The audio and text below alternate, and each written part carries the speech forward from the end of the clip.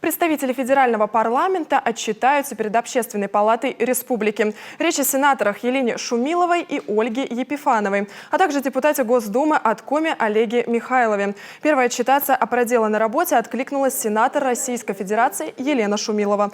23 сентября она ответит на вопросы общественников на площадке Общественной палаты Коми. Сенаторы и федеральный депутат должны решать региональные проблемы и выполнять функции федерального законодателя. Многие граждане даже не понимают, в чем заключается их работа, поэтому у них есть большая возможность выступить перед общественностью и своими избирателями. Члены Общественной палаты сформулируют пул вопросов для представителей законодательной власти и по итогу направят им информационно-аналитическую записку с выводами и предложениями.